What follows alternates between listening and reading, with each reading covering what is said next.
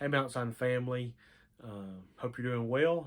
And just wanted to give you a kind of a quick update of my life and then also the life of our church for the month of October. So I seem to be on the tail end of the coronavirus and obviously had a mild case.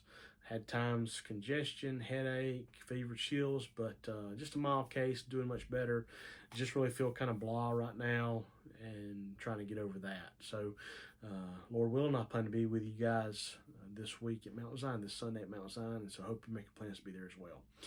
Casey and the boys have been fine through this time as well. Casey went and got tested one day because she didn't feel well, came back negative. We're thankful for that, and they're all doing well today. So thank you for checking on them as well.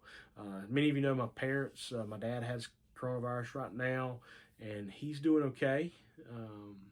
I've been taking him the last 2 days, and I'll take him again tomorrow to get a steroid shot to kind of help him in his process. He obviously also has a mild case, and we're just going to continue to watch him and make sure it doesn't get any worse. Thankfully, my mom hasn't gotten it during this time either. So thank y'all for your prayers and reaching out to us and checking on us during this time. We are thankful for the Lord's provision for us during this time, and we look forward to being back with you guys this week at Mount Zion. So let's talk about October plans at Mount Zion. We're going to continue to have Sunday school. We're going to continue to have worship on campus. Sunday school at 9 o'clock, morning worship at 10 a.m. Senior adults will continue to meet in the fellowship hall. Young adults will continue to meet in the sanctuary. And Tim Palmer's class will continue to meet in the youth building, and our children and youth and nursery, they'll continue to meet in their normal places. And so that'll take us through the month of October, maybe going into November. We just don't know. We're just going to take it one day at a time through that.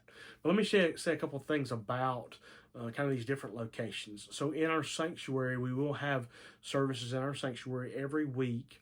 And so we have been socially distancing in there beginning for October. One side of the sanctuary will not be social distanced, and the other side of the sanctuary will be social distanced.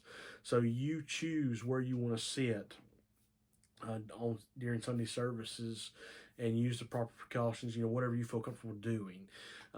As far as masks go, we want to encourage you to, while we're on the move, we encourage you to wear a mask. I know you don't want to. I know they're uncomfortable. I know they're hot or whatever. I just want to encourage you to wear a mask anytime you're moving from Sunday school to worship or moving to the restrooms or when we're coming into the sanctuary or leaving.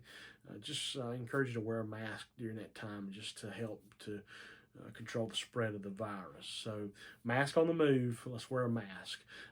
Our fellowship hall, if you choose to be a part of this fellowship hall, we have a lot of senior adults who go in there, who they have Sunday school in there, and then they stay in there for our services.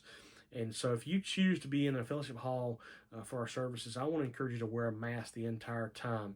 It's kind of a mask location, I guess you could say. And so if you're going to be in there, please wear your mask during that time. In the sanctuary, while we're on the move coming in, while we're on the move leaving, we want to wear masks, but once we get seated, you can take those masks off. We're going to continue to hold off on our congregational singing for the month of October as well, but we are working on our choir and making decisions about whether to bring back our choir if we can.